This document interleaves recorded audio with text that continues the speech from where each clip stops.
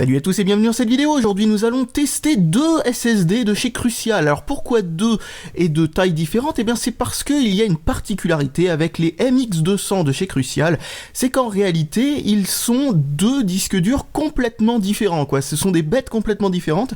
D'un côté nous avons ceux-là qui sont les 500 gigaoctets et les 1 teraoctets qui sont des SSD tout à fait classiques, c'est-à-dire qu'en fin de compte ils fonctionnent avec seulement des puces flash, un contrôleur et un peu de mémoire vive. Et hop, ça se débrouille et ça donne d'excellentes performances. Et de l'autre côté, vu que c'est 2 fois moins d'espace, ils ont décidé d'optimiser les performances en écriture en mettant un petit cache avec en gros de la mémoire flash SLC, et la SLC c'est une sorte de mémoire flash beaucoup plus rapide. Alors l'idée qu'ils ont eu là-dedans, ça permettait d'augmenter les performances, mais ça fait en sorte qu'ils se comportent pas du tout, généralement ils se comportent de la même façon que son homologue avec plus d'espace, mais en réalité en écriture on peut voir qu'il y a quelques petites particularités.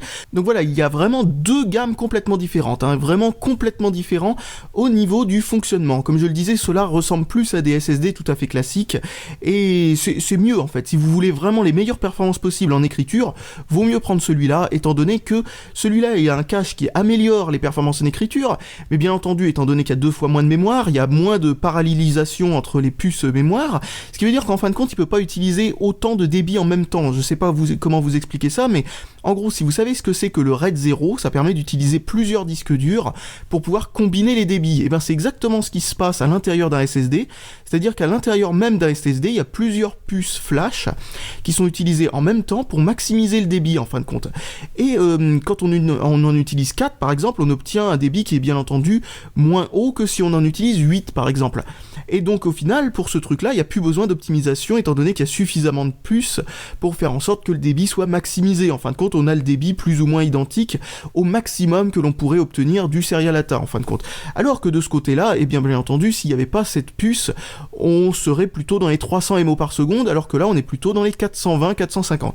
Alors commençons par parler de Crucial en général. Alors Crucial, il y a beaucoup de gens qui achètent leur SSD pour une raison très simple, c'est parce qu'ils ont tendance à être plus ou moins du même niveau que les autres, à peine inférieurs en termes de performance, ce qui est complètement négligeable étant donné que en fait les performances d'un SSD à un autre se tiennent vraiment dans un mouchoir de poche, donc c'est vraiment pas le point qu'il faut privilégier, mais par contre ils sont généralement beaucoup moins chers ou beaucoup plus solides, ou les deux à la fois.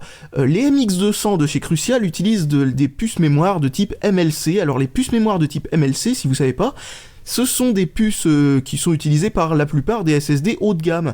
Les SSD bas de gamme utilisent des puces mémoire de type TLC. Alors qu'est-ce que c'est qu'une puce mémoire de type TLC? Ce sont des puces qui ont une plus grande densité, et qui malheureusement ont aussi un autre problème en plus de la plus grande densité, c'est surtout qu'elles ont un plus petit nombre de réécritures possibles, donc une fragilité plus grande. Un autre problème de ces puces TLC, c'est aussi que au niveau de la correction automatique des corruptions, parce qu'il y a toujours des corruptions dans un disque dur ou dans un SSD, et ces corruptions, bien entendu, doivent être totalement invisibles du côté du système d'exploitation. C'est-à-dire que le système d'exploitation ne doit pas se rendre compte qu'il y a eu une corruption.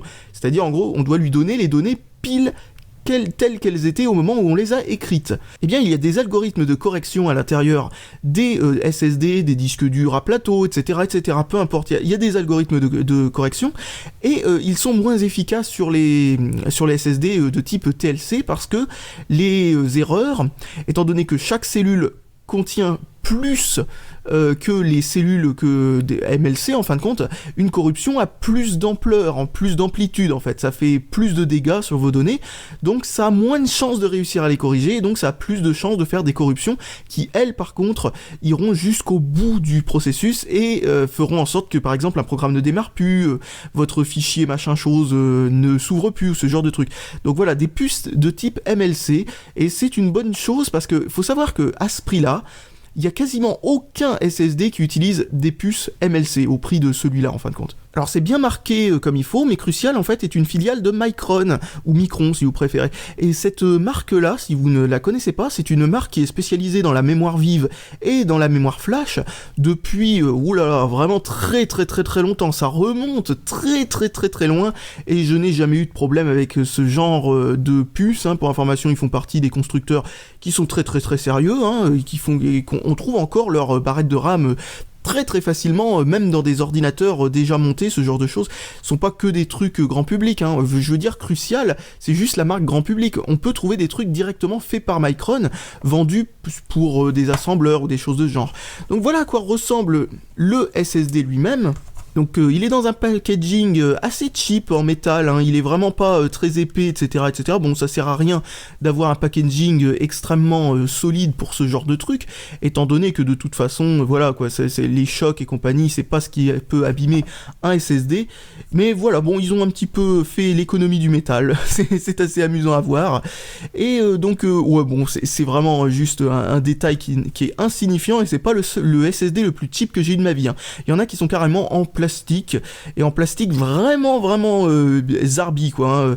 Mais voilà, Crucial utilise un métal qui est emboîté comme vous le voyez. Ah oui, bah voilà, c'est un packaging classique 2,5 pouces, Serialata, etc., etc. Et fourni avec, nous avons ici un petit truc pour pouvoir lui donner l'épaisseur d'un disque dur à plateau 2,5 pouces standard, ce qui, parce que pour certains ordinateurs portables, eh bien ça gêne le fait que ce soit plus fin qu'un disque dur classique. Donc hop, on met ça là-dedans. Et de manière assez amusante, j'ai trouvé ça, je sais pas, voilà. Donc la première personne qui utilise ce serial number aura droit à une copie gratuite visiblement d'Acronis True Image HD, un HD, what comme si c'était de la haute définition, bref, pourquoi pas, c'est un utilitaire pour les disques durs en fait, hein, pour pouvoir faire du transfert d'images de disque dur à disque dur, pour pouvoir, en fin de compte, par exemple, prendre votre vieux disque dur d'ordinateur portable 2,5 pouces et le copier directement sur le SSD pour pouvoir l'utiliser tel quel. Donc à l'utilisation, ce SSD s'utilise exactement comme n'importe quel disque dur ou n'importe quel SSD. Quand je l'ai branché tout simplement sur ma carte mère, je l'ai essayé, j'ai regardé les débits, etc., etc. Les débits sont excellents, comme vous pouvez le constater, il n'y a pas de problème. Et surtout un test que j'adore faire avec les SSD et que je vois que peu de gens le font sur internet, c'est remplir intégralement le SSD et voir si ça change quelque chose sur le débit et les latences. Parce que ça, c'est quelque chose qu'on voit souvent sur des SSD, il y a beaucoup de concurrents de ce SSD-là, notamment, où les latences augmente, c'est le cas aussi de celui-là, mais qui augmente beaucoup plus que ça. Là, en l'occurrence, on passe de 0,4 millisecondes de latence à 0,14. À savoir que... ou 0,13, peu importe. À savoir qu'un disque dur à plateau a des latences qui se situent entre 15 et 25 millisecondes, ce qui est énormissime à côté. Comme vous le voyez, en le remplissant complètement, on perd un petit peu au niveau des latences. Il manquerait plus qu'on perde aussi un petit peu au niveau des débits. Et ce n'est pas le cas, donc ça c'est vraiment très bien. Ça fait partie des SSD les plus constants que j'ai pu voir de ma vie, c'est-à-dire qu'en fin de compte, c'est un SSD qu'on peut utiliser aussi bien complètement plein que complètement vide. Donc ça franchement c'est bien, c'est vraiment un truc bien. Sinon, comme vous le voyez, en termes de débit, il a rien à envier à d'autres SSD, d'autres marques. Et c'est tout ce que l'on peut dire à propos de ce SSD. Donc bon, bref, un très bon produit que je vous recommande. Donc ensuite, nous avons le 250 Go, et là, lui, il est vraiment différent. Bon, au niveau de la construction, c'est exactement la même chose. Il est un peu plus léger, montrant qu'il y a 2 fois moins de puces, comme je le soupçonnais à l'intérieur de celui-là, plus la puce de SLC pour essayer d'améliorer les performances. Alors, il est vraiment fourni exactement avec la même chose, hein. Il y a même le truc d'Acronis True Image dessus pour faire des backups. Et voilà.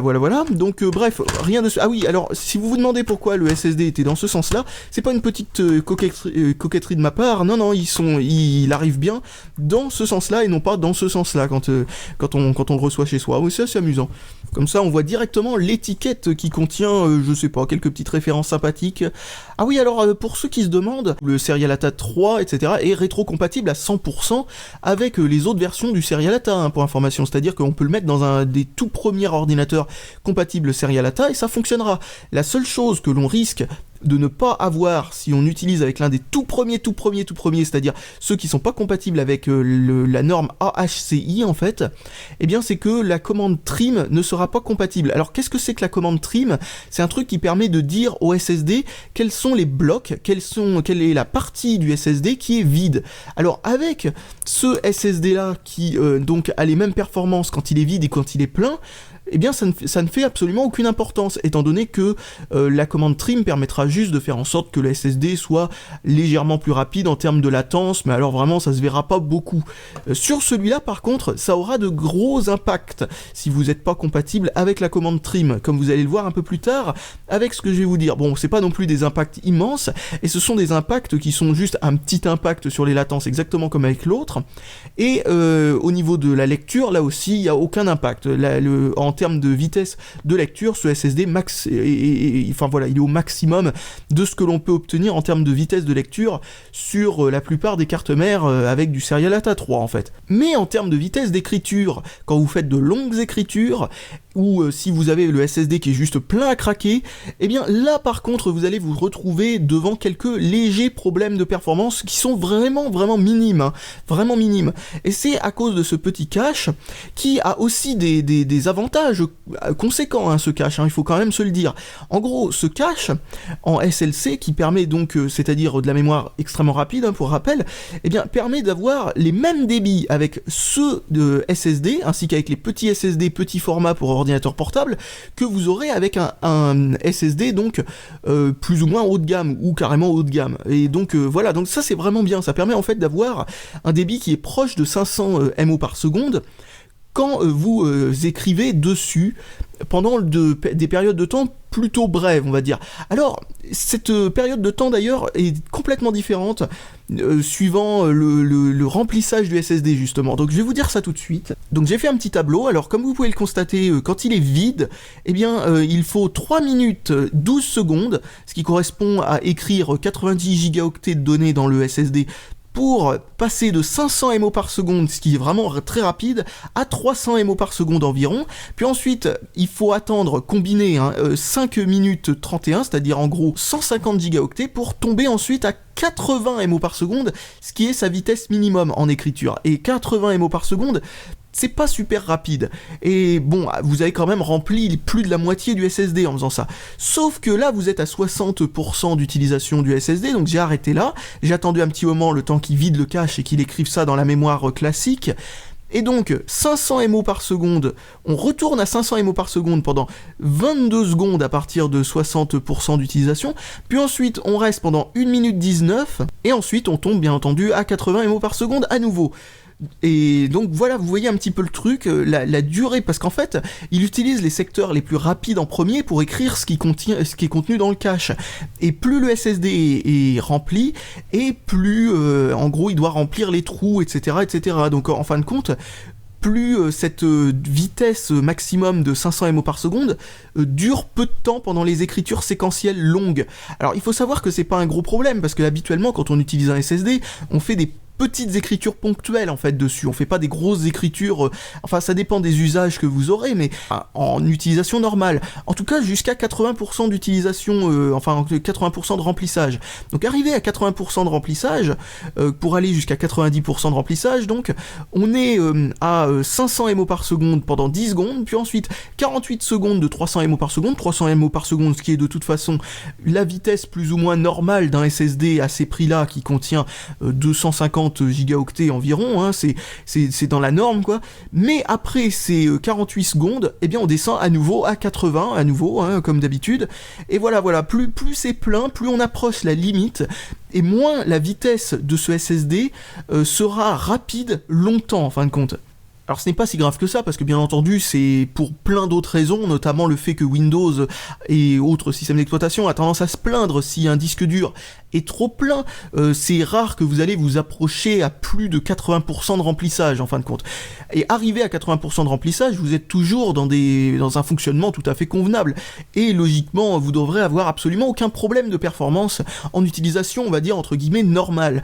Et d'ailleurs, on va maintenant voir quelques autres tests, les mêmes tests que ceux que j'ai fait avec l'autre SSD de 500 gigaoctets, et on va voir ce que ça donne. Alors comme vous allez le voir, voilà ce que ça donne avec le SSD qui est vide. Alors comme vous voyez, bon, on a des performances qui sont très très proches, même exceptionnellement bonnes pour un SSD qui contient si peu, on va dire, parce qu'il faut savoir que jusqu'à 500 gigaoctets, les SSD ont pas tendance en écriture à saturer donc la bande passante du serial ATA, et celui-là y arrive. Donc c'est vraiment pas mal, ce petit cache a vraiment un petit intérêt sympathique. Et donc ce qu'on voit surtout, c'est que le test que je fais, en fin de compte, fait des espèces de petits accès séquentiels, mais courts, petit à petit à plusieurs endroits stratégiques du disque dur ou du SSD, et ensuite fait un test de latence. Alors vous voyez que les latences aussi sont exactement les mêmes, que ce soit rempli ou vide, que ce que nous avons sur le MX200 500 Go. Et un truc que vous pouvez voir surtout, c'est que maintenant, quand nous sommes à 60% de remplissage, vous pouvez constater, on est toujours au-dessus de ce que peut donner un SSD qui n'aurait pas ce cache. Donc jusqu'à 60% d'utilisation, on est vraiment dans du très bon. Et maintenant, à 80% d'utilisation, vous pouvez voir qu'il n'y a toujours pas de grosses pertes de performance. Il n'y en a même pratiquement aucune. Et ce qui veut dire qu'en fin de compte, nous sommes vraiment à de très très bonnes performances quand il s'agit d'écriture ponctuelle. Et ça, c'est vraiment bien parce que, bon, comme je le disais, encore une fois, c'est le genre de truc que vous ferez la plupart du temps sur un SSD et non pas de grosses écritures comme si vous étiez, par exemple, en train de copier, je sais pas, un énorme fichier de 4 gigaoctets ou des trucs de genre. Même 4 gigaoctets, d'ailleurs, ça suffit pas forcément souvent à déclencher la vitesse la plus lente. Parce que 4 gigaoctets sur un SSD, ça se fait très rapidement. Le nombre de temps en secondes que je vous ai donné avant, très souvent, ça correspond à plus de 10 gigaoctets avant que ça déclenche la vitesse la plus lente, c'est-à-dire 80 MO par seconde, la seule vitesse qui est plus lente qu'un disque dur à plateau, faut dire. Donc, et qui ne l'est pas forcément fondamentalement beaucoup plus lente non plus, hein, Donc voilà, et ensuite à 100% d'utilisation, c'est là où on voit qu'il faut que la commande trim soit supportée par l'ordinateur dans lequel on met ce SSD, parce que si on met pas ce SSD dans un ordinateur qui supporte cette commande trim, eh bien le SSD va croire qu'il est plein même quand il est vide en fait. C'est-à-dire vous pouvez par exemple l'avoir rempli à 250 gigaoctets, vous avez complètement rempli à mort, puis ensuite vous avez supprimé 100 gigaoctets de données, si la commande trim n'est pas envoyée au SSD qui lui dit que ces 100 gigaoctets sont maintenant libres, lui il va croire que ce sont des données auxquelles il faut encore qu'il fasse attention, et que ce sont des données en fait qui sont encore présentes en fait, parce que quand on efface un truc en fait, on ne l'efface pas réellement, on le supprime de l'index en réalité, c'est comme ça que ça fonctionne dans un ordinateur. Et ça dit que cette place est libre maintenant et qu'on peut y réécrire par-dessus. Sauf qu'un SSD, c'est pas exactement comme un disque dur à plateau. Et donc on doit lui dire, cet espace est libre. Et en lui disant, cet espace est libre, eh bien ça lui permet d'optimiser sa façon de d'écrire dans les différents blocs en fait. Quand cette fonction-là est présente, on peut lui dire, bon bah voilà, maintenant t'as plein de places libres, écris un petit peu partout où tu veux, et ça permettra comme ça d'optimiser les données, la vitesse du truc. Et donc, comme on peut le remarquer, maintenant on arrive en écriture. Alors en lecture c'est toujours pareil hein, comme d'habitude, et au niveau des latences nous sommes à 13 millisecondes, ce qui correspond aux mêmes latences que le 500 gigaoctets quand il était plein, donc vraiment très très bien. Faut savoir que les latences augmentent au fur et à mesure que ce soit rempli sur un SSD, tout simplement parce que l'index grossit, et donc comme l'index devient de plus en plus gros en fait, eh bien il faut un peu plus de temps pour le lire en fait, c'est tout aussi bête que ça. Et donc oui, parce qu'il doit garder la trace de où il a mis quoi en fin de compte, parce que le principe d'un SSD, c'est que c'est pas comme un disque dur à plateau où il écrit à un endroit et il va petit à petit vers le centre du truc. Non, il écrit un petit peu partout, en petits fragments un peu partout, et il doit garder bien entendu un index de ce qui est libre, de ce qui est plein, etc. Et donc en gros, il utilise le secteur qui répond en premier en réalité pour écrire dedans. Et si tous les secteurs sont pleins et qu'il doit réécrire exactement sur le même secteur que sur celui-là qui était utilisé avant, il peut pas faire cette optimisation qui lui permet d'écrire dans le secteur le plus rapide au moment précis où il est utilisé en fait. Et donc, ce que l'on peut remarquer, c'est que là maintenant, les performances en écriture sont beaucoup plus faibles. On est en moyenne à 250 MO par seconde, ce qui est toujours pas catastrophique. On fait des baisses à 80 MO par seconde, et on a ces fameux plateaux, on va dire, à 300 MO par seconde habituellement. Alors ça a beau ne pas être catastrophique, parce que nous sommes vraiment plein, archi plein, quoi. C'est vraiment, il y a 0 secteur vide sur le truc, ou alors à peine 1 mégaoctet, ou un truc du genre. Et bon, vous voyez quand même que il est préférable de garder un petit peu de place libre.